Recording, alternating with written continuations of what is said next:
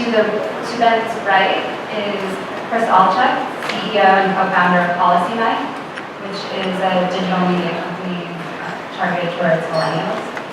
He previously worked as a political analyst at the White House and was an investment banker.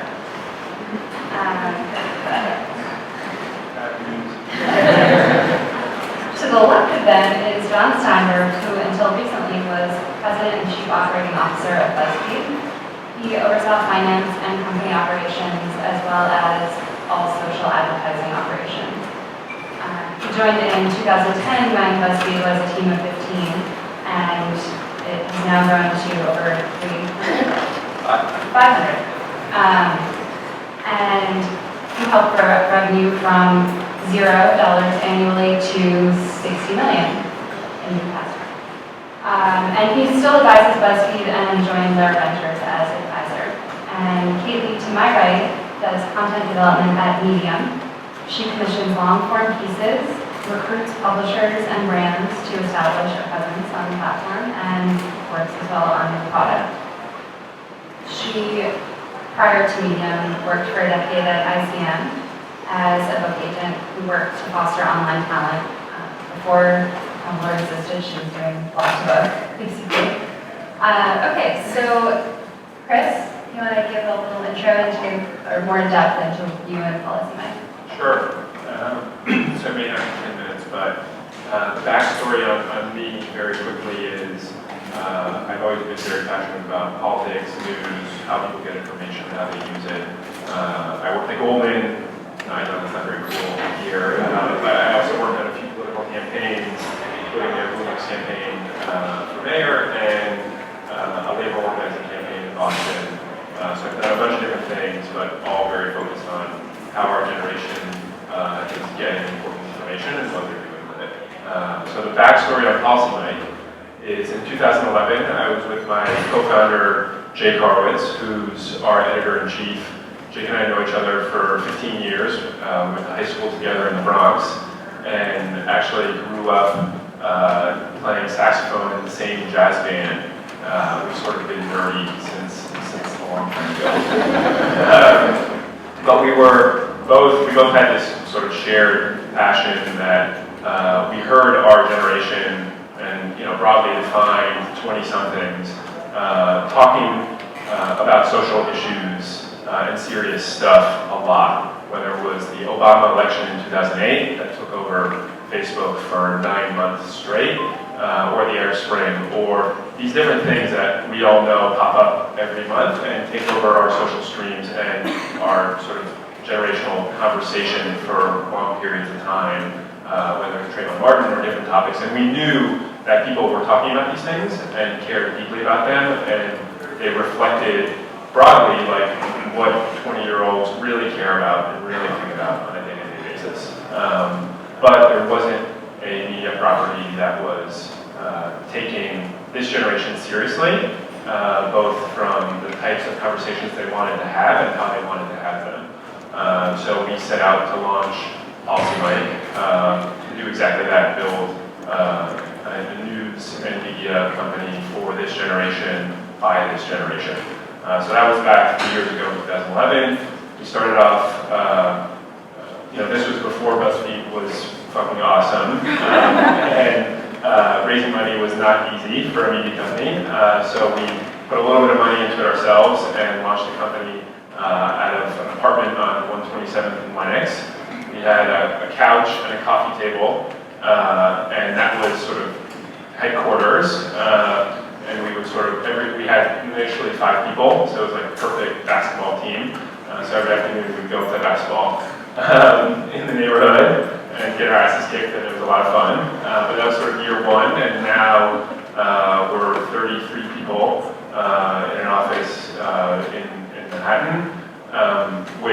We reach 19 million people a month, growing quickly with PolicyMike in our political vertical doing very, very well, but a bunch of other verticals that represent what our generation cares about. So we've got an identities vertical that's focused on everything from feminism to LGBT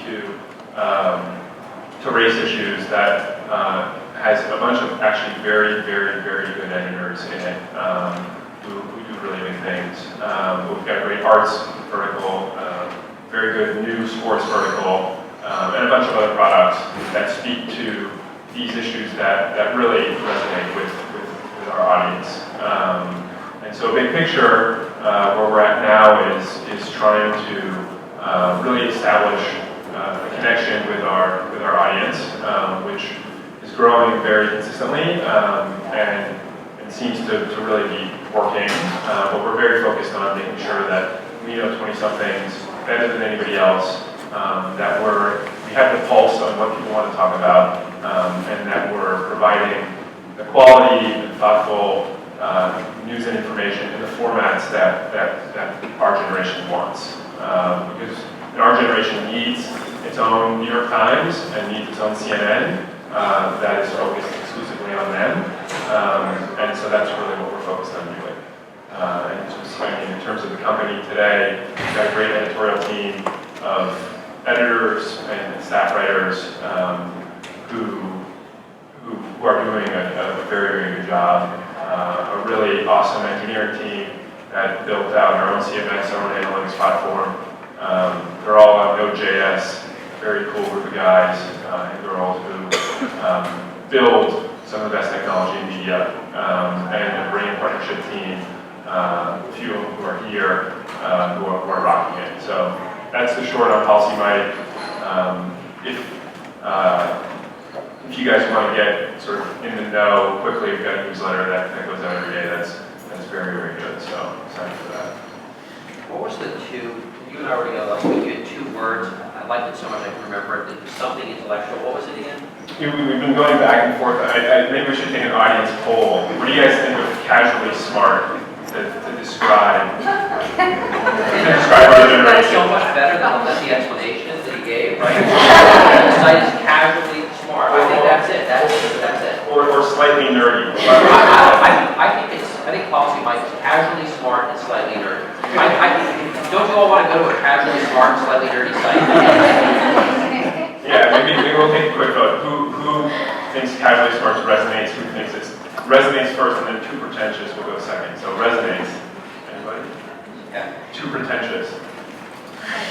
Yeah. How many of you like the whole thing? Casually smart and slightly nerdy. Who likes that?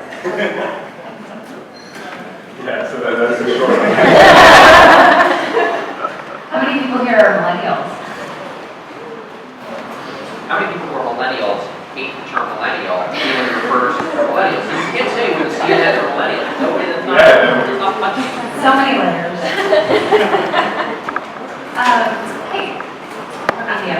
Great. Can you all hear me? Yeah, that works. Okay, great. I'm Keith Lee. I'm an editor at Medium, and really happy to be here, sitting with my peers here. And thank you all for coming. So as Chrysanthi said in her introduction, I joined Medium in November of 2012. We had launched in beta in August of 2012. So I was the first editorial hire and the first hire in New York. The company is based in San Francisco, but Ed Williams was pretty clear that he wanted an editorial team based in New York to be involved and emerged in the cultural ferment and the media and literary world here. Just to give you a little bit of my background, I was a literary agent at International Creative Management, ICM, for 10 years. Really thought I was going to do that for the rest of my life. Was very happy for quite a long time, and with my colleagues, with the company, and had always been really interested in the online world. Had a lot of clients that wrote online that developed big sites and big followings, and then I would develop their voices and sell their books. And I was always just really excited about finding new people and discovering new people. The reality is that in the past couple of years, along with all of the rest of media, book publishing changed significantly as a business. And I won't give you a discourse on it, that's probably a whole other panel, but it for me felt less fulfilling in lots of ways, and started to feel like it wasn't going to be something I was going to do for the rest of my life. So at the same time, I also felt like I worked with such great people, such great writers, that I found really inspiring, and yet it wasn't always that a 300-page book was the best way for them to get their message across. So I decided to leave my job a little over 2 years ago and just take some time off and figure out what was next. And through a series of very serendipitous introductions, was introduced to Ev shortly after Medium launched in beta. And when I say in beta, it just means at the time that it was invitation only at the time, which we were until this past fall. And the things that Medium is about, a lot of that came through in my first conversation with Ev. I mean, at bottom, we are a platform and a place to share stories and ideas. But, often the best products, as I'm sure, as really Chris was just saying now, the best products come out of trying to serve a need that a founder or an entrepreneur has themselves. So Evan left Twitter and wanted to start blogging again, and really didn't like the platforms that were out there. He had, you may know, he had founded Blogger and sold it to Google around 2000. Technology has changed significantly since then. So he really wanted to find a place that he wanted to be writing. One of the other problems he wanted to solve was a way to surface good stories and keep them circulating for a longer period of time. The whole web is built on reverse chronology. It has what's called a presentism bias, where the most recent stories are at the top of the page, at the top of your screen. And as new stories are published, it's pushed down the page, and then it goes into archives and is never to be found again, never to be seen again, often can be very difficult to find and do through search. And in no small irony, of course, Twitter has obviously helped that trend, or at least emphasized that trend, where we're all focused on our Twitter streams, and the most recent thing is at the top, and then it goes down the stream, and then it's, you sort of are always drawn to what's the newest and the latest. So his idea, or his thought, was there's so much great stuff out there, how do you keep it alive longer? And then the third thing at least in our initial conversation, that really struck me was that not everyone needs their own website anymore. It's really the age of the platform. And so, from my personal experience coming from the book world, it felt like certainly not every author needs their own website. Maybe if you're Stephen King, you need a website, and that will be a destination for people. But for most people, for most authors at least, their sites are not destinations. And it's very hard to continually try to get people to come to you all the time. You then have to keep it updated, you might have to redesign it. Every time you post, which might not be that frequently, you're then going to say, sorry, I haven't posted in so long. It's just sort of it can be very awkward. So one of the goals with Medium was to provide that platform for people who wanted to have a presence, but divorce the idea of writing and publishing from actually maintaining a blog. And as I alluded to earlier, of course, Ev founded Blogger and then, of course, co-founded Twitter. The other thing he said to me in that initial conversation was Medium is really the culmination of his, 13 years of thinking and working and how people communicate, which felt like a pretty powerful statement. So obviously Blogger, anyone can publish. Twitter is the network where you have to follow, and that's kind of united in Medium. So to talk a little bit just about what I do, my mandate very broadly, and the goal and the mandate of the editorial team is to make things happen on the platform that our users don't naturally do. So we're a platform, anyone can sign up, anyone can write, we want anyone to come on and share what they have to say. And then our goal is to kind of fill those gaps. And by filling those gaps, we hope to create, really interesting stories, really compelling things to read that will hopefully draw in other readers and will draw in other writers. Because again, it's not just one side of the equation, it's both. It's the writer and the reader. So that can happen in numerous ways. That can be a long-form kind of magazine reported feature, which has been spotlighted this week. We relaunched a magazine we bought called Matter, and that's a home for that. It can be a certain topic. Maybe there's just not a topic that's been covered widely by other writers on Medium, and so we're going to go out and find that. It can be the profile of the writer. So, it's the CEO, it's the thought leader, it's the actor who has a cause. How do we make Medium a home for them and make them feel like it's a comfortable place to publish? So where we are right now is that Medium is, it's sort of three things. It's probably more than three things, but three ways that I think about it at least, is that it is a network for stories and ideas for anyone to come and share. We are seeking to become the default place where people in organizations publish. So if you are Jack Dorsey and you're sharing an internal email from that you email to your colleagues at Square, you want to share that on Medium. If you're Brian Chesky, who's the co-founder of Airbnb, and you're writing about company culture, you do that on Medium. If you're Elon Musk sharing new strategy about Tesla, you do that on Medium. If you're Justin B. Smith, who is the new president of Bloomberg, he released a memo about their new way forward. He does that on Medium. So we're finding, again, that's a lot of very organized. If you're, by the way, Jonah Cruddy and Ben Smith writing about their thoughts about strategy, you do it on Medium. So that stuff is very organic. We're finding that happens. That's happened in a really organic way, and we're happy to see it. The third thing that we are is, as I think Matter exemplifies, is we're building tools to become the next generation of publications online. So if you do want to be building the next All or Hello Giggles or ExoJane or Gawker, you don't have to hire your dev team. You don't have to hire an engineer or a designer. You can actually come and do it on Medium, and we give you the tools. So Matter is certainly an example of that. It's meant to highlight what those tools are and to showcase what you too can do on Medium. The great thing about Medium is that the boundaries are entirely porous. Nothing is a walled garden. Matter doesn't exist on its own. It exists within the world that is Medium. And the greatest success can be if you read Matter and then you say, I want to start my own, and I want to have 5 of my friends write about what's happening in Williamsburg, and here's your place to do it. Just to tell you where we are as a company, when I joined, we were under 20 people. We are now 60 people, mostly in San Francisco. We raised our Series A in January, and we're growing. It's a really exciting time. There's definitely still a ton of work to do, and we have a top-notch team really excited to be working on it. I think one of the things that we kind of, it's been really interesting, and I think again this week with our relaunch of Matter, sort of always put in the spotlight with us is like how Medium defines itself. And, are we a platform, are we a publisher? And Ed sort of came out and said, yes, we're both. We're a platform, Medium is a publisher on the platform, Matter is a publisher on the platform.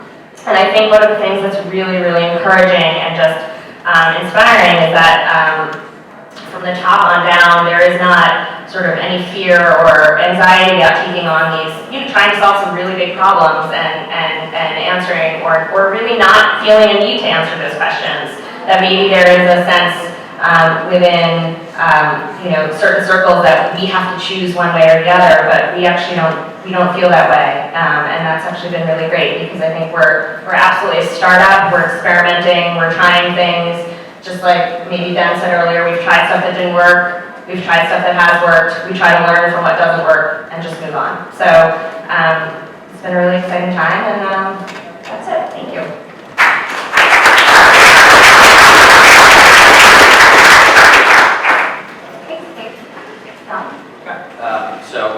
I'm John Steinberg, and I was the President Chief Operating Officer of BuzzFeed for the past 4 years.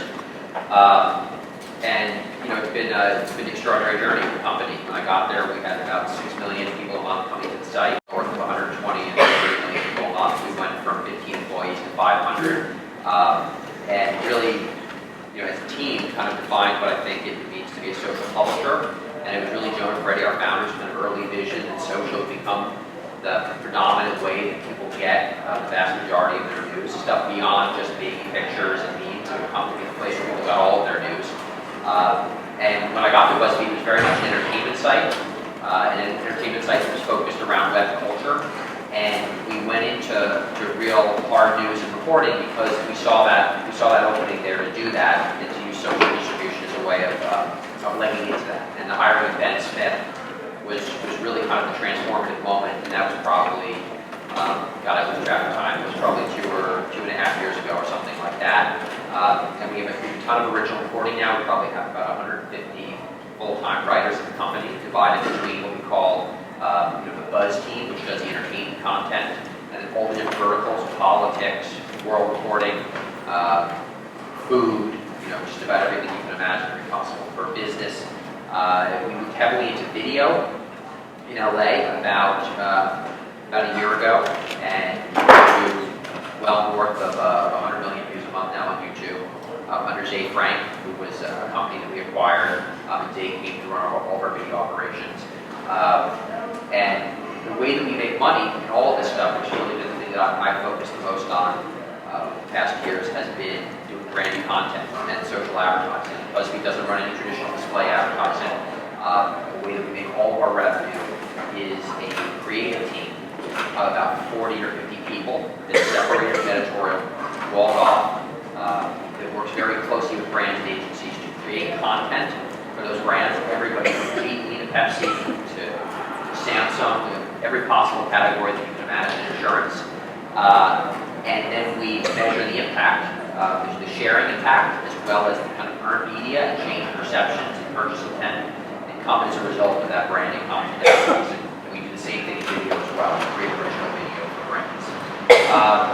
Kind of talk more broadly, I do think it's an interesting moment. I don't think it's the first interesting moment in media. I don't think it's the last, but when I joined Jonah, I was lucky to take that opportunity, there wasn't a lot of media companies, certainly a lot of startup media companies in New York. There were some, Vice was already around, Gawker was already around, but when you look out at the landscape now, and you see Policy Mike and Lead Daily, and Bleacher Report that sold a few years ago, and all of these different people that are going into creative media startups now, that just wasn't happening 4 years ago. And BuzzFeed was very much a contrarian idea. The idea that you build a media site from scratch, and you bring on talented editorial, talented technology, you go into all of these things. It wasn't nearly as exciting, I think, to investors or business people as apps or social networks or things that did things. And people were always saying to us, oh, why do you have to hire these reporters? Why can't you just make this thing that kind of does itself? I mean, everyone's like, why can't you build Instagram? And that was what everybody wanted. We struggled a bit with what the identity of the company was and what it meant to be a media company at a time when people were not really interested in media companies, but naturally what the company wanted to be and what we wanted to create. And when we finally kind of just leaned into it and accepted the fact that we were going to be a media company with a heavy technology back end, everything sort of started flowing. And the lesson to me in that is, the company just wants to be what the company wants to be, and to the extent that you let that happen, everything is easier. We thought about how do we do great content, how do we create great editorial tools. It felt hard, but it felt like something that we wanted to dig in on. We thought to ourselves, how do we make this into a social network? We felt a deep sense of anxiety, and it felt not only hard, but anxietizing. And to me, that sense of anxiety, that dread beyond hard work, is an indication that it's something that you shouldn't do. If you just feel that it's hard, then you know it's something that you should do. The company also has an amazing technology stack that Jonah came up with and has an amazing tech team that's been for about 7 years developed. And basically, the site runs on a very simple but very powerful optimization, which is editors are free to write the normal editorial process, what they want to write, and things that are shared are shown more to people, and things that are not being shared are shown less. And we think that's a really good standard, because people share things that are meaningful, important, represent what they want to say about things, and that runs the spectrum from a politics story to something that they just find fun. It's almost like our own type of Nielsen ratings that are calculated every 15 minutes, where where the kind of the popular vote determines, and not only just the popular vote of clicking, the popular vote of actually viewing and sharing determines what people see more of. So that's BuzzFeed in a nutshell. Maybe I will use my additional time for a question, if that's possible. I'd like to do. Gold. I will allow it. Or we can move on. One question. Oh no, I mean, you can do the question. Oh, for me? I'm totally. Oh, okay, You can I have a question. Go right ahead. How confident were you in branded content when you guys started? Because, I mean, you did something that now hundreds of publishers have followed. So what were the initial thoughts and conversations? So in the weeks and months or whatever leading up to joining the company, I spent a lot of time with Jonah, and my job was to come in and work with the team to figure out how to monetize. Jonah had already run a handful of campaigns with those yellow units, those what he ended up titling story units, and they were interesting and they worked. And I can't remember if it was Facebook or Twitter. 4 years ago, one of them had just gone into doing the native units. The other one was about to go into doing the native units. Google had done AdWords, and it just seemed like it was so novel and interesting, and it seemed to be what the site wanted in terms of monetization. There was incredible doubts, certainly from outsiders, about whether or not the market would be big enough. And when we went to meet with brands, there was a lot of skepticism. And what they always said was, we don't have content. We don't have any content. We can't do this. Which is now 4 years later, every brand says they have content. Every brand does have content, and every publisher is going into this. Many publishers, which gave us a very hard time about doing this type of advertising, and now they're all, of course, doing it. What gave me great confidence about it was, I remember taking this class as a graduate, where someone said, this is the first time X has ever happened. And the professor said, anytime someone says it's the first time X has ever happened, it's usually not the first time that X has ever happened. And when I went back and I looked at the David Ogilvy ads and I looked at advertorials, I was like, oh, there's absolutely nothing new about doing this kind of advertising. It's advertorials. Now, a lot of people that do branded content or native don't like the term advertorial. What I always think is, if David Ogilvy did advertorials, it's good enough for David Ogilvy, it's good enough for John Steinberg, right? So that's what made me confident was this was what good advertising in the 60s looked like. Great. I'll just give a brief intro of myself. I'm Sandy Tenentis. I'm co-founder of Brooklyn Based, which is a web magazine and email newsletter. You don't care about it. I previously worked at Foursquare for the community, and before that, I worked at Stephen Berlin Johnson's hyperlocal news site, Outside In, which was sold to AOL in 2010. And now I consult for startups and brands on content strategy, product strategy, building content and products, launching products. So let's get back into the conversation. Building off of the question that Chris asked, and leading into something that we talked about before, and was how much do each of you really pay attention to what the next big innovation will be, and how much do you pay attention to what is on your current roadmap, and how do you weigh that? Anyone can type in. Big question. Maybe I'll kick it off. We have a sort of a deep respect for how fickle our audience is and how quickly it's changed. I think even if you look at BuzzFeed over the last 4 years, they really kicked off social in a big way with the first social publisher, but then they figured out mobile faster than any other publisher. And the fact that social happened and then mobile happened so quickly just shows how quickly user behavior is changing right now, and how quickly it's changed over the last 5 years. I mean, it's amazing. You know, while everybody was still trying to figure out SEO, Facebook came around and changed the way people get content, and while everybody's trying to figure out Facebook, now everybody's consuming stuff on their phones, and there are some publishers that are still thinking about print, and we're now like 5 steps ahead of that. And staying 5 steps ahead is hard. And so for us, we actually spend a lot of time,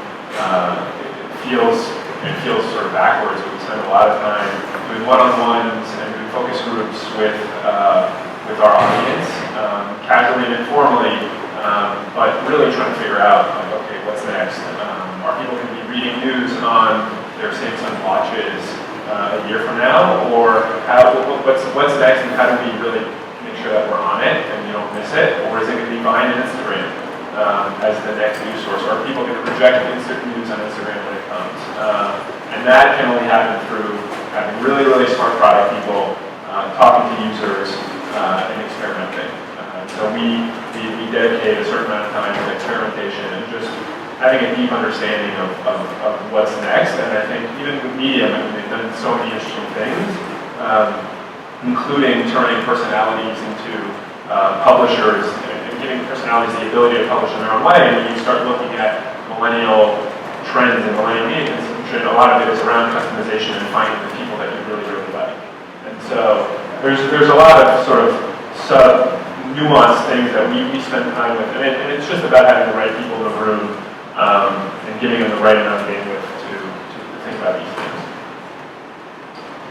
I'll just pick up on that since you referenced me. Thank you. Yeah, I mean, it's always balance.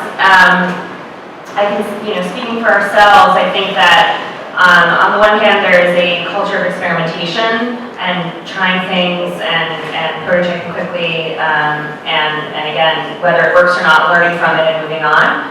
And also a sense that at least on the technical side, that things, there's sort of this view of like, okay, this is where we want to get, what we want to do in the next 3 months, this is what we want to do in the next 6 months, this is a project that might be a year out. And so really trying to prioritize and think about what is something we can do now versus what is something we need to allocate resources to do on a longer basis.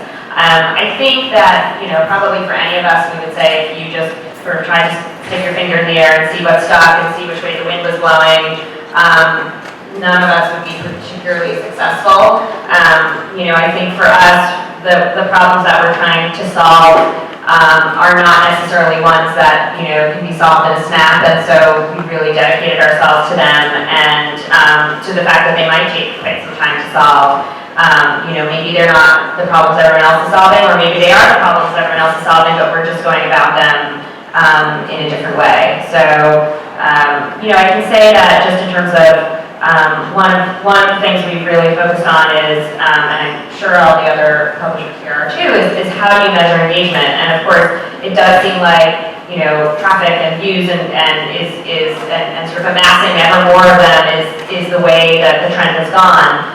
We're certainly aware of that. We certainly know what all of our internal statistics are, but we've developed our own metric around which the entire company is aligned and which we published about on Medium, so you can read our thoughts about that. But it's called total time reading, and we actually measure minutes and hours of reading on the platform. We think that's just a much more meaningful measure of engagement than a click, which we also do measure. And we do cursor tracking. We can tell if we've gotten to the bottom of the page. We can tell if if it's gone static. And so, this is something that took quite a long time to design and to figure out how to capture that. And so, again, who knows if that's the way the rest of the industry is going to go. I have no idea, but that's certainly the way that we're going. It's funny, I think a lot about, at any given time, like, what are the few ideas that I'm thinking of, like, working a lot on that are different, and at least I think they're slightly novel. And the thing that drives me crazy is every time you see someone speak, they do this, right? They go, what's big take out of this? This thing in your pocket, it's a computer. It's going to change everything. People are getting all of their news and information on these things. It's like, first of all, why do you need to take your phone out of the pocket? I know what a phone looks like, right? Second of all, everybody has been saying that for a year now, and it's like, yeah, that's just table stakes. Obviously, your media company is working on mobile. Obviously, you're working on video, right? If that's the extent of what you're thinking about to try to position yourself to do something really innovative and successful, I mean, that's just pretty lame, and obviously you're not going to be successful, because that is where the puck is now. It's not where you think the puck is going to be. So I always try to, even if you're wrong, even if the couple ideas you're working on, to your point, are wrong, at least you're trying to do something that's a little bit contrarian or different than what everybody else is focused on. I would say, we're keeping an eye on everything that's happening around internet media. We tend to be a little bit careful about thinking, does this make sense for us, as opposed to feeling like we have to jump on, and be whatever the hot trend may be at any given moment. Like, for instance, platforms are hot right now. For us, building a platform would be a huge lift, technological lift, so I think pretty carefully about that. An example I would give of something where we sort of took our time about getting into it was apps. Apps 2 years ago for magazines, apps were going to save the publishing industry. And everyone was going to build an app and people would subscribe subscribe to it, and you wouldn't have to do the internet anymore. And we were pretty skeptical about that for various reasons, and we kind of waited and watched, and we saw lots of people launch lots of apps, and basically most of them didn't really work out, at least at the scale people thought they were going to work out. We did eventually do an app for the magazine, and it works well for us, but we kind of waited a bit, and a lot of the kinks have been, other people kind of made mistakes and worked out kinks, and then we came in and did it, and it worked fine for us.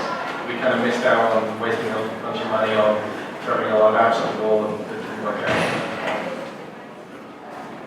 Something that John said reminded me of an essay that I read on Medium, actually, by Craig Maud, that was a review of the NYT Now app. And he was quoting himself, quoting someone else, actually, talking about orders and edges of content consumption and the way that you sort of create a sense of completion or a sense of order. And all four of the products that we're talking about here have some sort of vertical or topic-based sorting, and I'm just sort of curious how internally you view that kind of organization of content and how that changes how you create it. Maybe Ben can start talking about launching. How do you view verticals? How do you think about verticals? And you talked a bit about launching verticals that aren't necessarily. So I think verticals are sort of something that became more important on the internet, I would say, than within print. I think one reason for that is the internet kind of rewards obsession. So if you're really into a certain topic, someone can create a blog about it, and it can sort of serve up more info than all the info that's available in the world about that, and you can build a sort of small audience for that, which is a bit different from trying to launch a big magazine about it. So that kind of obsessiveness is rewarded online, and then you can kind of target an audience much more specifically, I would say, than you can in print. You can print people who are looking for that one type of content, but whether it's movies or whether it's World War II reenactments, whatever it might be, and then you can sell advertising against that. Not every vertical works advertising-wise, but if you're in a vertical that has an endemic ad base, then you can go and reach out to those advertisers and you can say, well, people you're trying to reach are coming to us, so you should advertise with us. So, when we're thinking about which verticals do we do, it's those two things. It's like, well, how many readers are there for this vertical? How much interest is there in it? And then is there an ad base that's going to be aligned against it? And if you have both of those things in place, you can get a big enough audience, and that there's going to be advertisers who want to be there consistently, then you do the.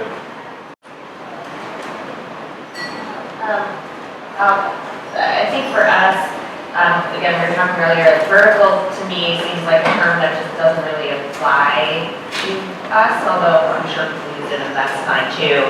I think that, as probably the others here can attest, verticals, the idea of topics is very much a way of visually organizing on a homepage, and going into sections, which often is not the way that a lot of people discover stories. It's through the side door, it's social. I think Facebook is a huge driver of traffic for all of us probably. And so needing to have these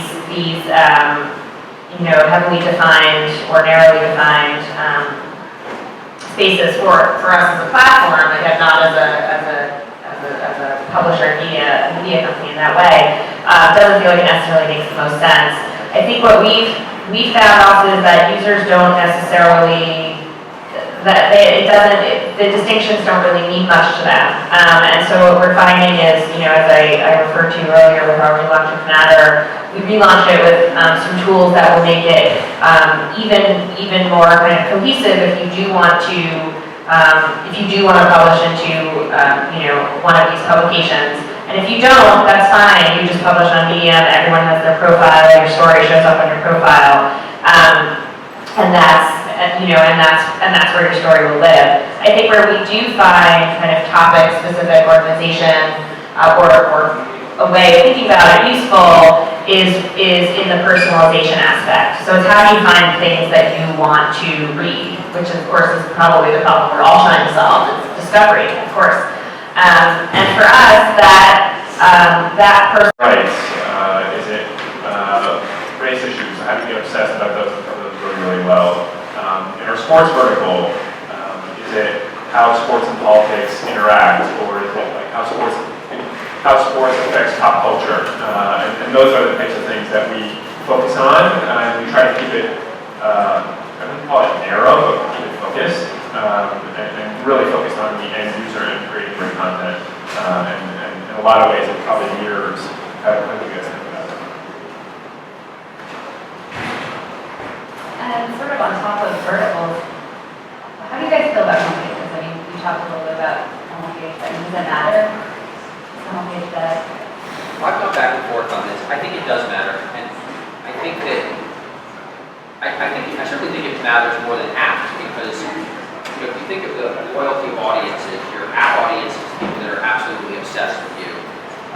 Your homepage audience are people that really like you a great deal, and then everybody kind of comes into the article page through social or search or whatever. Like your content and either have just seen it in their feed or develop affinity to it over time. And then if they see another article, they're more likely to click on it and share it. But I think that it builds up loyalty, it builds a traffic source, diversification, obviously.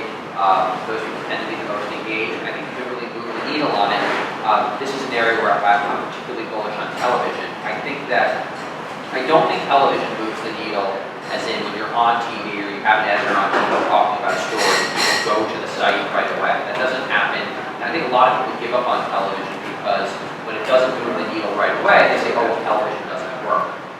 Even when Twitter puts out those stats about the people who are like tweeting while watching TV shows or Facebook, they're relatively low numbers. They always show it on a relative basis, but then when you see the absolute numbers, they're always relatively small. What I've noticed is, I think for BuzzFeed it's been successful, and the homepage has grown, and as the brand has grown, and we've been very consistent about putting our editors on television, daily cable news, to talk about stories that they have. So I think basically homepage, television is like a traffic source, like Facebook or Twitter, and homepage happens to be where that traffic lands. Really? Okay. Yeah. He wants to be a millionaire, so your answer is correct. Well, I would say that I think we just have this debate about TV a lot, and I always say it doesn't connect up with different brands. So, I think when people say that something is dead, they mean that it's not the most important thing anymore. And I don't think the homepage is like the most important thing. It's much more important for people to be sharing your stories. But it is still probably on most days for us, a lot of days, the page on our site that most people see. And it's your most loyal audience. It's kind of like, it's like the subscribers to the magazine. It's people that actually that know who you are and what you do, and they come deliberately to see the range of what you do. And they're more likely to read more stories as opposed to someone who comes to one story because it was, it was tweeted everywhere today, and they read that story and then they go away. We try to get those people who come to one story to come back more often, but people who actually come to the homepage, they're the ones who are probably coming multiple times. So they're the almost loyal readers. But we think about it, this is not original, but we think of our Facebook page and our Twitter feed as our homepage. And so we really train our editorial staff, and then we take our distribution over Facebook, mainly our page and our pages, very, very seriously. Our editor who's in charge of that, a guy, Jared Keller, who's awesome and has a background in the Atlantic and a bunch of other places. He's the one who does our Facebook page. And he does our homepage also, but he takes the Facebook page a lot more seriously, and that's because our audience lives there. And the people that like us on Facebook actually come back multiple times a day, which is pretty amazing. But that's because we spend a lot of time, probably the same amount of time a lot of people spend writing headlines for their homepage or positioning the top story on their homepage. We spend all that time writing teasers and making sure that the distribution on Facebook really makes sense to the audience and is at the right place at the right time. And so I think it's, while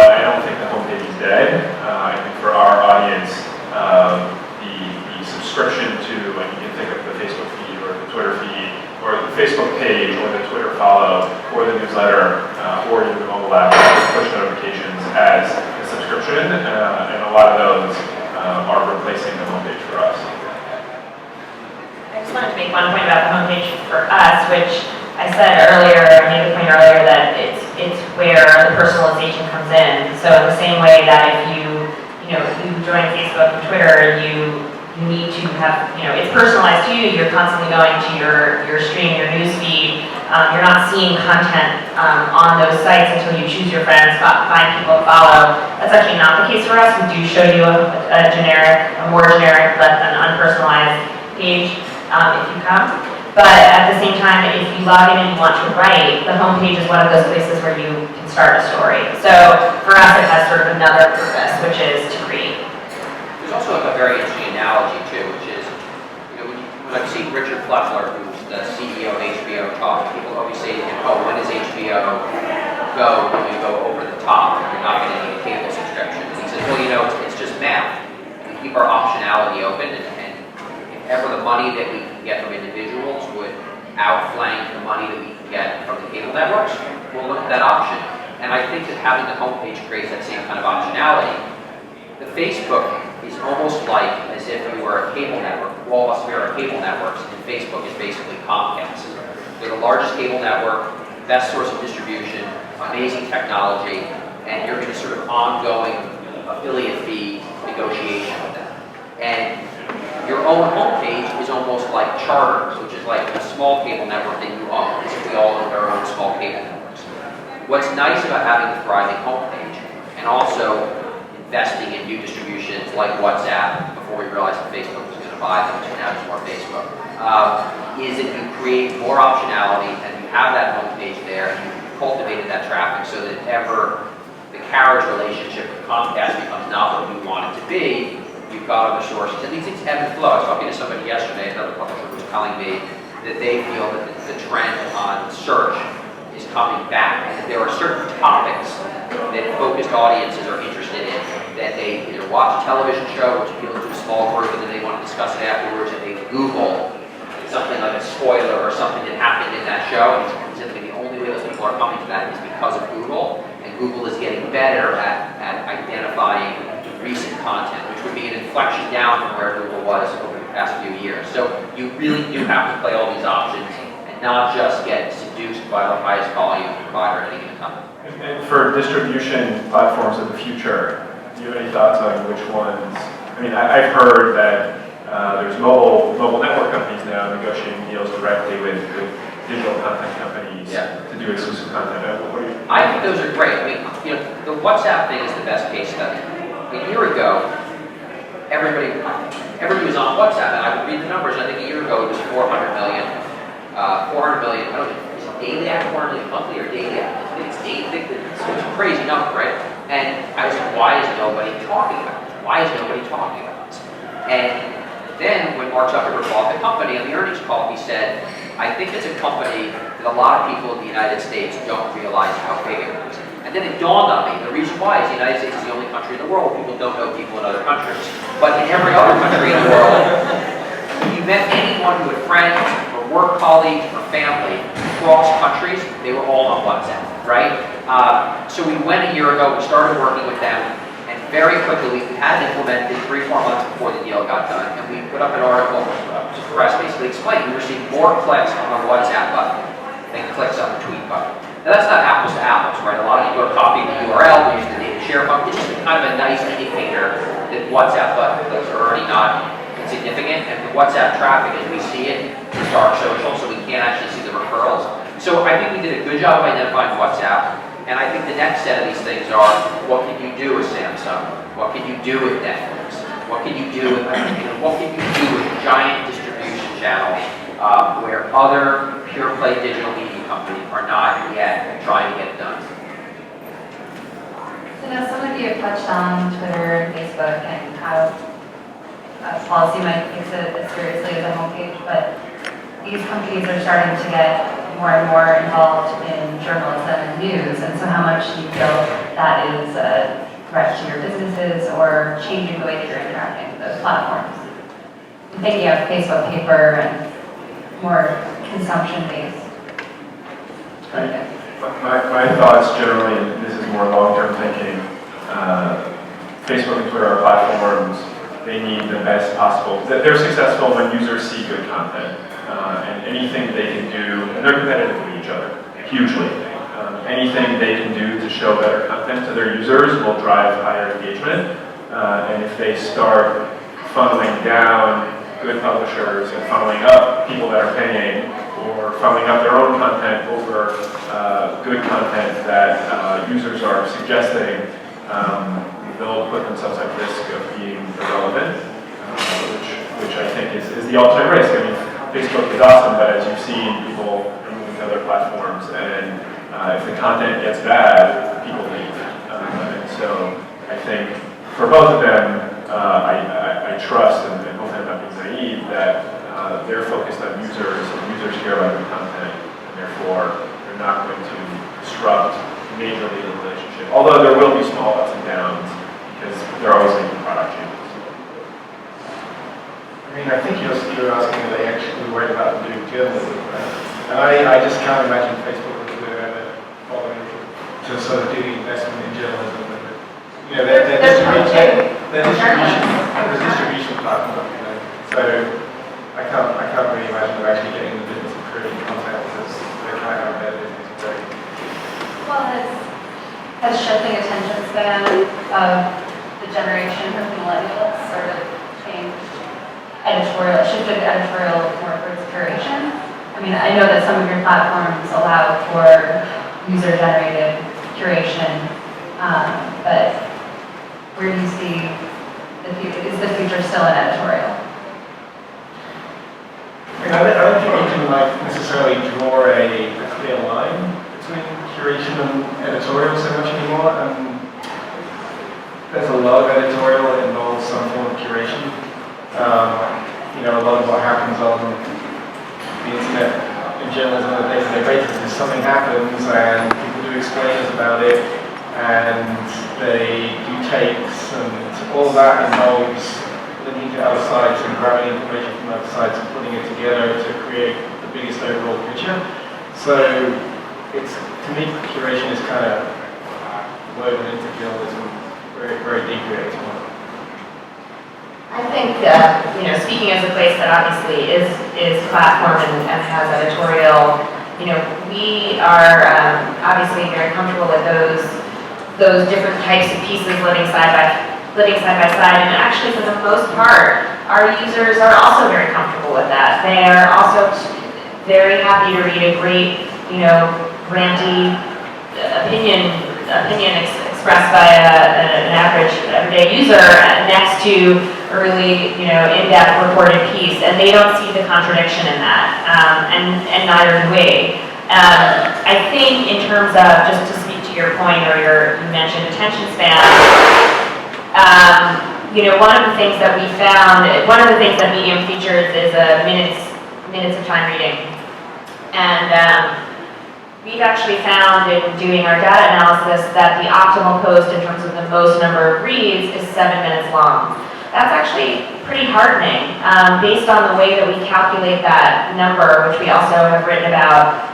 It's about 275 words a minute, and if there are images in the post, then we factor that in. But if you look at that, that's, I don't know, 1,800 words, about 1,700 words. So I think there would be an assumption that, oh, it's the 400-word post that is always going to, you know, that people are always going to read. And yes, it doesn't mean that those don't get read. It's just that we see the trend go here, hit 7 minutes, and then go down. Now, also yesterday we published a 91-minute post. So certainly we're not aiming to only do things in 7 minutes. But again, I think it just speaks to the fact that, like, good stuff, people want to read it online. It's not, you know, whether it's mobile, tablet, etc., or desktop, it's not, you know, this instantaneous clicking away.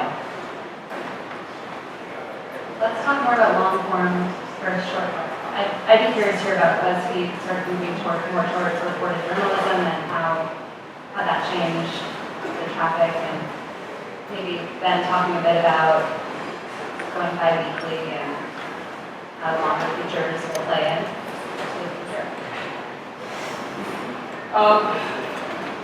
The long form, most interesting of the long form consumption is that we saw it, actually the number, I was confused. I think we had a long 7,000 word article on somebody bought a house in Detroit for $500.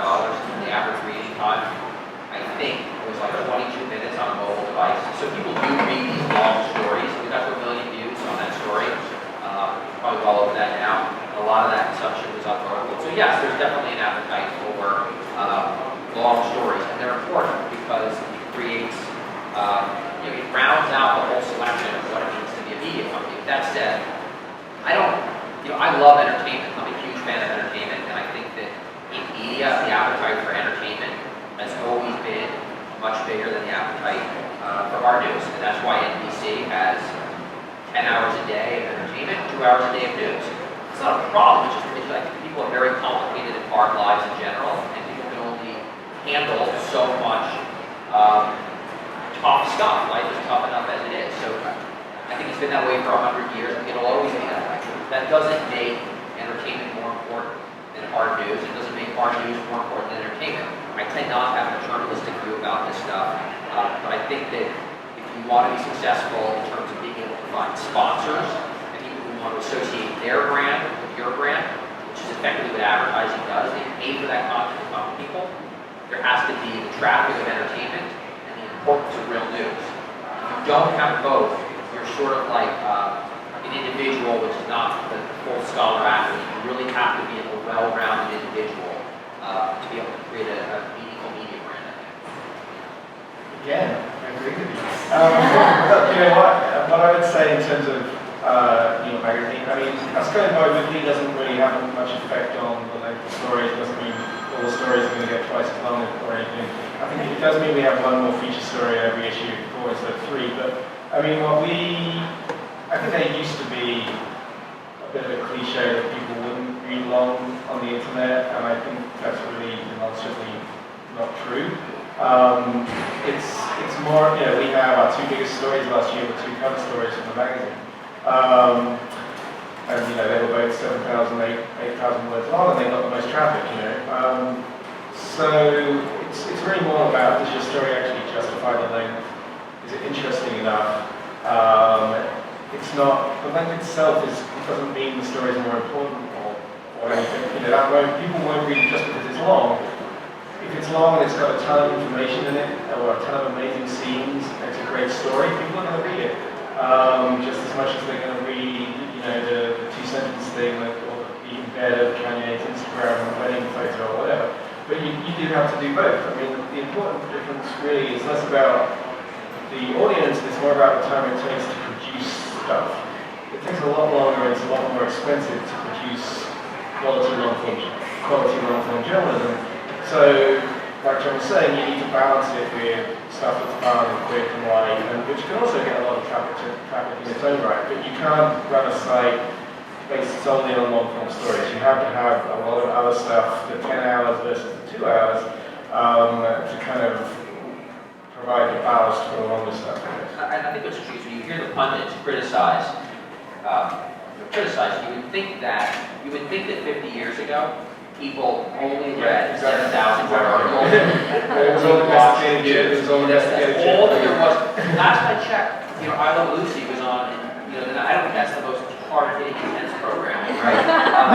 The talk shows back then, were not exactly. So people like a mix of stuff, and people do not want to read only hard-hitting stuff. And also, I think that, again, I don't have a stat, but I would assume that people read more magazines than they read books. People read more single articles than they read entire magazines. It's just life. I mean, the thing I will say is I think what's great about the stats, and you know exactly what your audience is looking at on the internet, and that actually, I think it's producing kind of surprising things that people are interested in. Like, I think if you said to a magazine editor a few years ago that would there be a big audience for the kind of stuff that's on your website, or the kind of stuff that's on Upworthy, it's very, a lot of it is very sort of, it's about social justice, it's very sincere, it's about serious issues, and these are sites that are getting huge audiences. So that's where I think, if you didn't have the data to show that, I think the average editor might be like, well, this stuff is valuable, but nobody cares about it.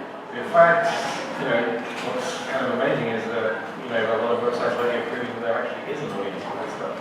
That's a pretty good one. I think the important thing to remember about that too, because it does feel like, yes, there's a sort of vogue and a fetish about long form right now where every site is doing it, not including us, of course, is that it's actually that the technology has caught up to a point where it's actually pleasurable to read for long periods of time online. 10 years ago, it was not fun. It was not good on the eyes.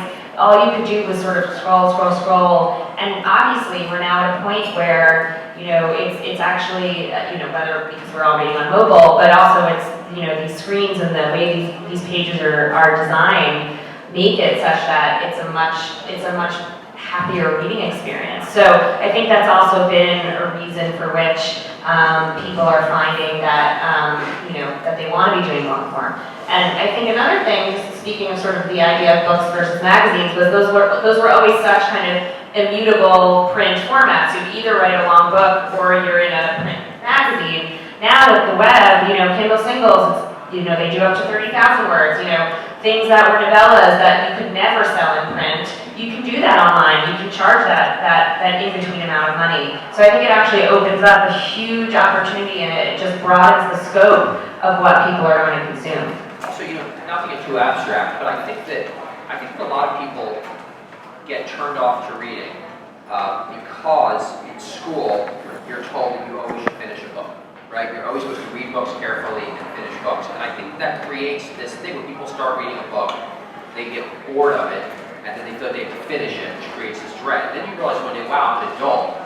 If I don't like this book after the second chapter, I can just put it down and read another book. And that frees something up. It's funny, I have a friend who always teases me, I'm a voracious reader, probably the worst reader on earth. I skip everything, I skip a chapter, I go to the index, I read a couple parts. That creates a situation where anyone's told you to read that book, and I kind of only know half of the book, but it's sort of better than nothing. And I think that, I hope that with long form, and I hope that with news, I think culturally we need to embrace people who want to jump around in content and not give people as much of a hard time.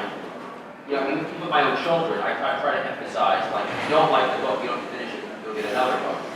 Most of the time, those are the nighttime books that are the most boring ones. You get halfway through, you're glad and you just abandon them. I don't know what you think about that as a book agent. Like that, really bad thing. A retirement agent. A retirement, buy more books. That will lead you to having to choose more to keep your children entertained. Well, that's why I think Oyster. I think Oyster is really. That is the thing I like about Oyster very much. How many of you know Oyster? It's the Netflix of books. So one last question, and then we'll open it up to questions from all you audience. We were discussing earlier that media loves talking about each other. And I was pretty obsessed with the New York Times innovation report when it came out, and all of the surrounding coverage, a lot of it which was sort of fun of the Times, which hasn't really innovated for coming out with an innovation report that was basically as much a report of other media companies as it was itself. Wondering how you all received that report. Was it news? Did it not matter? Did you pay attention? Did you not? How did that sort of fit within the landscape of what you're all building and working on? I was shocked that they actually got a lot of it right. Like, they did a lot of analysis, and a lot of their conclusions were right. And even though they're not implementing a lot of them yet, it was actually pretty accurate. And so for anybody who's thinking about building a media company today, I think it's actually a must-read doc.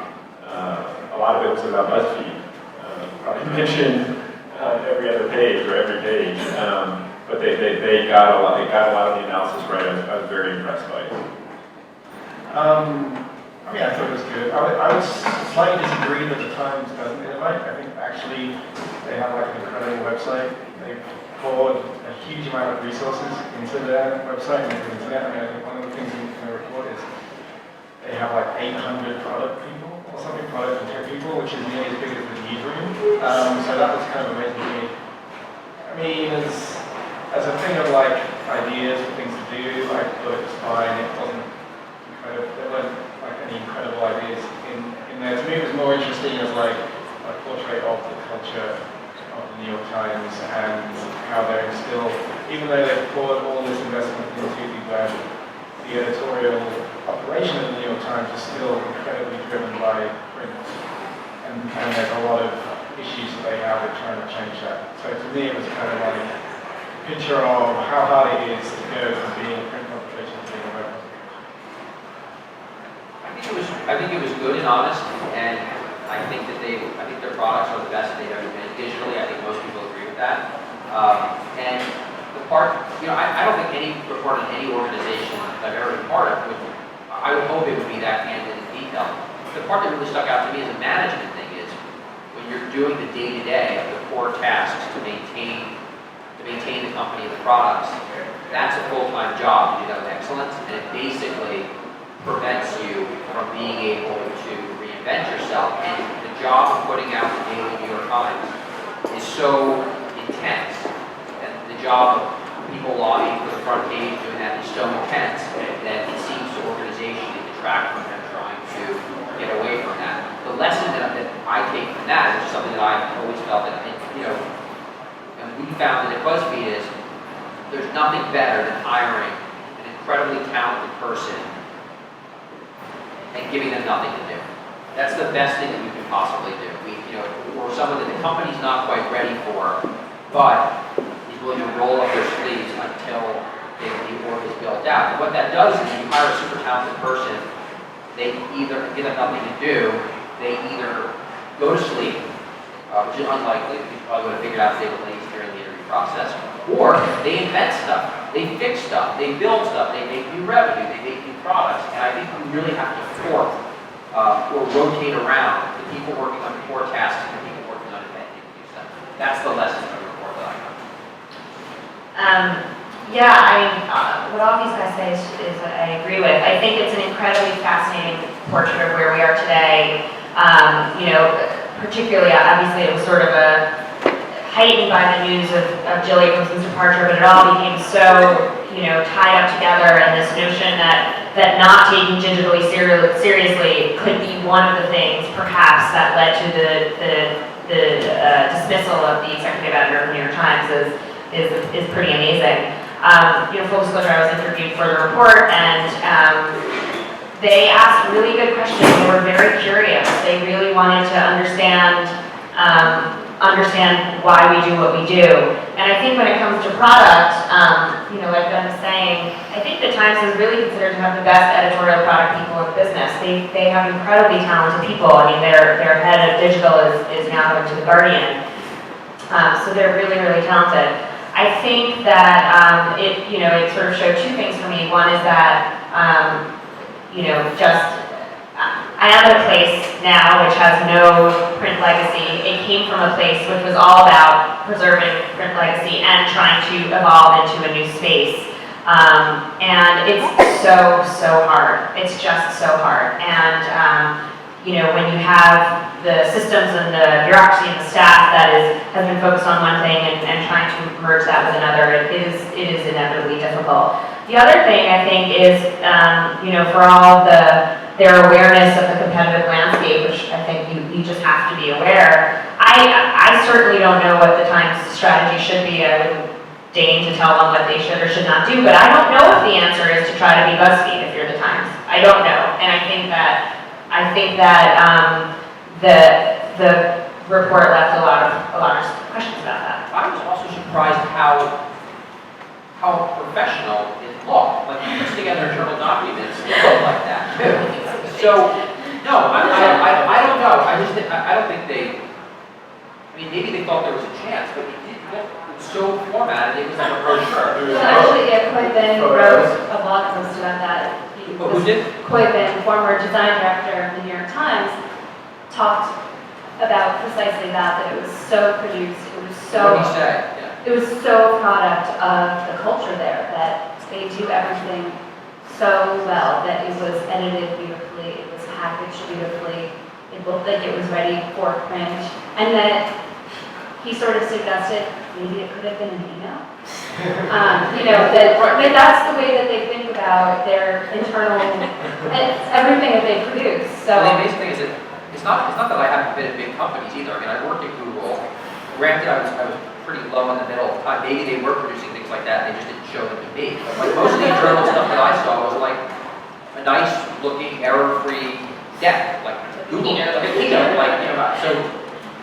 so they probably could have shaved 10 hours on working on that thing if they just did it as a nice document. Yeah. Well, thank you all. Do you have questions from the audience? Do you want to? Yeah. Maybe just so people can read about it. Will hyper-local content platforms ever challenge geographic agnostic behemoths like Facebook? I mean, Patch was a disaster, but any others? So the question was, would hyperlocal platforms ever challenge geographic agnostic ones, which is something that we sort of talked about and kind of decided not to talk about. But my quick answer would be no.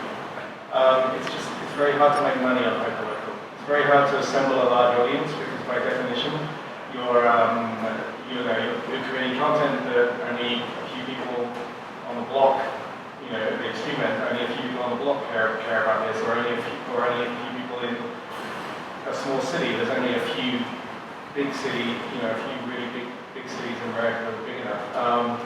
So your audience is inevitably going to be small, and you're also going to be dealing with local advertisers who, by definition, don't have lots of money to spend, and can also be quite time-consuming and difficult. So the question then is, how do you assemble a scale that's big enough? You basically have to do local all across America, which is what Patch is trying to do. And then if you want to do that and do it well, you have to hire a lot of people to cover the local stuff. So it's just really hard. And also, I think all the advertising is on Craigslist, and it's free. So if I'm a local ad, if I want to sell something, I'm going to go to Craigslist. They won't cost me anything. I mean, that's why local magazine publishers hate Craigslist. And then or otherwise you can go to Google. So it's just really hard. Is that the same for ethnic organization? Sorry? Ethnic organization like the Pakistani Tribes or West Indian or? Well, ethnicity is a whole different thing. I mean, that's not necessarily local, right? Still like. Thank you. Did you have a question over there? Yeah. So can you just speak a bit to scaling your content creation process and what your biggest innovations and difficulties have been with that? Question about scaling the content creation platform, Yeah, or the process. the process, scaling up. Well, I guess I can talk about that a little bit. We have a couple of different ways of pursuing that. One is simply by creating content that is, what our average user is not doing. Again, a heavily reported long piece, etc. That kind of creates that spike where people will then it draws more attention. It makes people want to be a part of that and create that as well. So that's been one way that we've done it.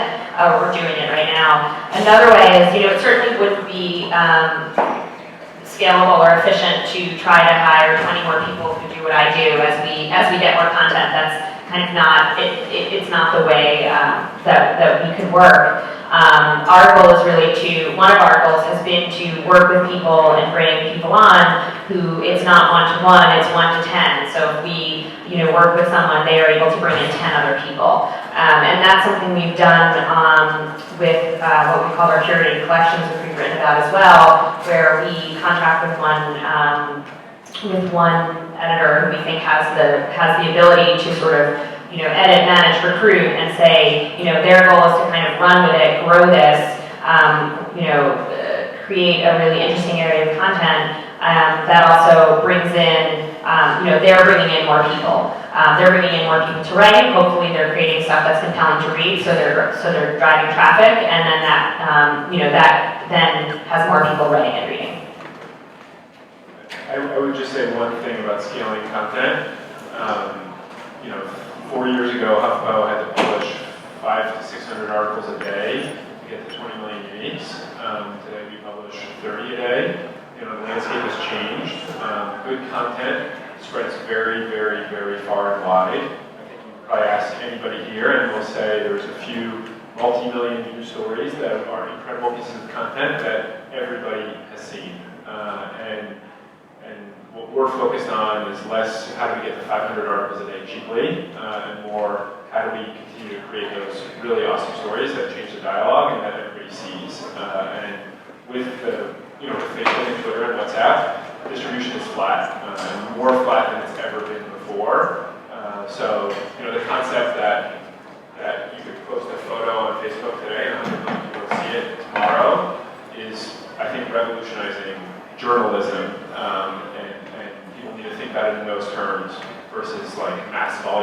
which I think are more of an SEO relic than anything else. Yeah, thank you, by the way, for this discussion. I was curious, to what extent does analytics inform editorial? Jonah has a great analogy. He says that a BuzzFeed writer is like a pilot of an advanced aircraft with like a heads-up display. And I think that that's a good analogy, which is, and it's amazing how much art is in it and how much sharing of the art. Teams working together, sharing ideas, and then new editorial people coming in and learning best practices. We have a whole BuzzFeed University where we go through things like that. There's a great deal of art that goes into it. And then in real time, being able to see how many people are sharing your content, where they're sharing it from, all those different things. It informs your creative process on the next go round. And then the aircraft does pilot it itself to a certain extent in terms of things that are being shared and moved up, with thumbnails and things like that. So it's almost exactly like flying a commercial aircraft. You want extraordinary pilot, but having Boeing put in the best autopilots and things like that makes a difference. But the plane can't take off, and it's kind of scary just thinking of taking off. Although Google has its way, I don't know. Yeah, I mean, we look at data like all day, every day, but before when you're about to create a story, you don't have any data on. So there's no data that can be like, this is going to get this much traffic. You're always like making bets, basically, with every story, but you have a huge amount of information about which stories did well before. So, there's a lot of interest in Eric Cattle because he just lost, his primary in unprecedented fashion. Pretty obvious you make more Eric Cattle content for that period of time, or on a different way we can look at people are searching for what new movies are on Netflix every month, so every month let's make a story about that. So it's like it informs you. It's a huge amount of information. It can't tell you what to do necessarily. It shouldn't tell you what to do, but it gives you a lot of info that you can kind of use as part of your instinct, I guess. One of the nice part about being with media people that love stories is when you talk about why a story is successful, the conversation is always something like, where did you get that scoop, or how did you find out that thing, or what made you decide to kind of lead with this, right? And then you talk to venture capitalists, they're like, how can we remove people from the process? You have a way so that the computer can just reproduce stories that you know that work, right? But even, I love technology, and 4 years into this, I know that the technology is much less than what's the story, and you come up with the better stories by writing more stories, and it's actually a lot like being a poker player. And part of the reason why poker players, this is another Jonah now, part of the reason why the poker players today are so much better than the poker players before, and you see these young people come out of the World Series of Poker, is because they're playing 5 simultaneous games of poker, on their computer at rapid speed, whereas before, the prior generation had to literally go to a casino or put together. So if you've ever played online poker versus playing real-world poker, you can't believe how slow real-world poker is, and how few games, and how annoying it is to deal and do the lines. So I think that you write lots of stories online, you see the data, you get the feedback, you know what works. It's not like waiting for the days of the newspaper to come out and then find out somehow it's been virtually impossible to know what stories work. So that's the real magic, is getting the feedback. Yeah, I think that's so key. Again, to sort of mirror what both of you are saying, really what Ben's saying is there really is no replacement for just instinct and taste, and it is taking a bet. You might know, tech always attracts readers, but how do you know that what you're going to do in that is going to attract readers? And I think you have to have a conviction and an understanding that you are speaking to, an audience, and you think that your audience will like it. At the same time, I think one of the things that is also important is that something, a story may not be as widely trafficked as the millions that are viewing it, that everyone knows that story about the Detroit house, but it might have reached a small community, but it was exactly the community that cared about that story. And that's also really key. Maybe it's a story about beekeeping and there are 1,000 beekeepers in the world and every one of them read it. That's also a successful story. So I think you sort of have to think about both of those things. Coming from the book business where you got analytics once a week, and they're only 60 to 70% accurate, they admit it. Nielsen, book scan, because companies like Walmart and Target don't report to them, and those are increasingly more important areas of commerce. I am, again, we're looking at data all day, every day, and it's just amazing that, the book business is sort of all the way in the opposite direction of really taking a bet and saying, I'm going to pay this writer a ton of money to deliver a book 2 years from now that I hope people are going to want to read.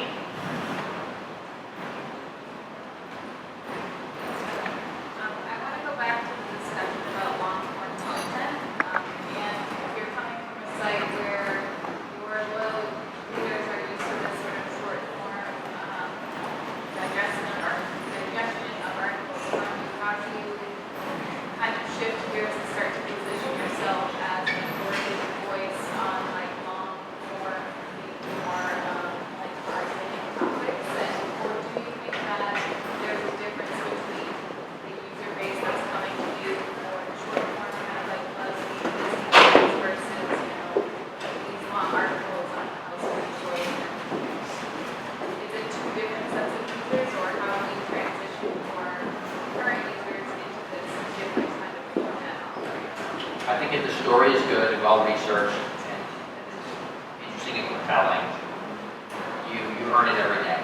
And, BuzzFeed was an entertainment site with a lot of web culture, and Ben came in with spectacular coverage of the election, and within that election cycle, people were already saying that BuzzFeed played a major role in the election cycle.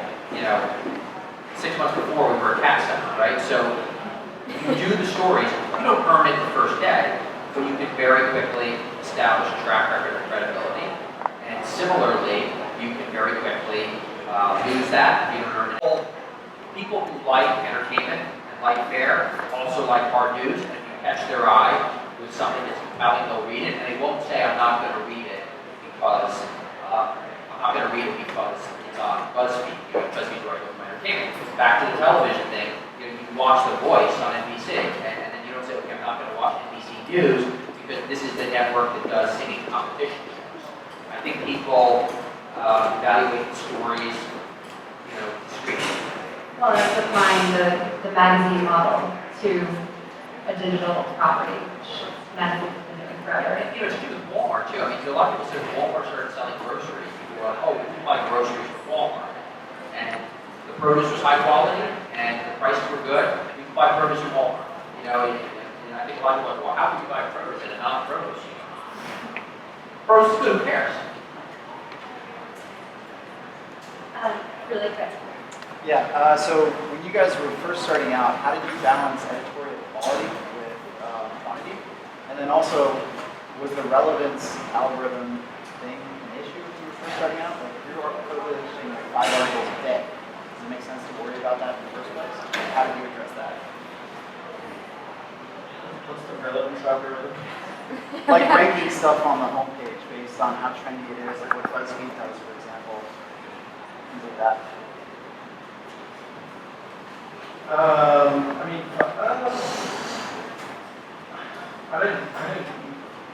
We sort of made the decision that, we wanted, we needed to publish a certain amount, we need to publish regularly throughout the day, I guess. And we needed to be on the news. So, we weren't going to do, on the website we weren't going to do longer stuff, at least at that time. Time has gone on, we do longer stories. We don't do a lot of web native 6,007 word features. A longer story on the website for us is more like a couple of thousand words maybe, because we kind of have the magazine taking care of the long form. But so we just thought, well, we do need to publish quite a lot of stories, and we need to publish them throughout the day. But we'll do that well. There'll be short form, and they'll be curated, and they'll be linking to other things. But there's a way to do that well. It wasn't kind of like, oh, we're going to pump out a load of crap to the numbers. It's like we're going to publish as much stuff as we can while still being good, I guess. And the stuff that we're going to publish is going to be stuff that can be done quickly and still be good. So we kind of set ourselves up so that wasn't really a problem, I guess. I think what you're saying about quantity being less important now is totally true. I don't think, we never felt like, we have to publish 1,000 articles a month to get the SEO traffic or something. And I would say that as, you know, for me, starting out, my goal initially, content-wise, was like just broaden the scope of who was writing on Medium and what a Medium story was. Was it an author? Was it a food writer? You know, bring all of these people on. I'm sure I emailed you. I mean, I just reached out to people that I knew in the community, in various communities, to say, hey, Medium can be a place for you too.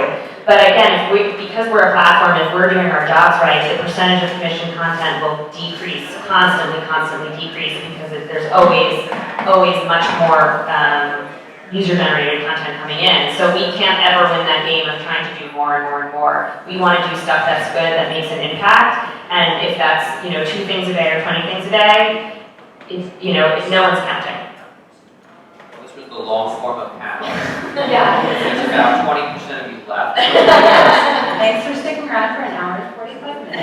And thank you to Kate Lee, John Steinberg, Ben Williams, and Chris Altchek, and to all of you.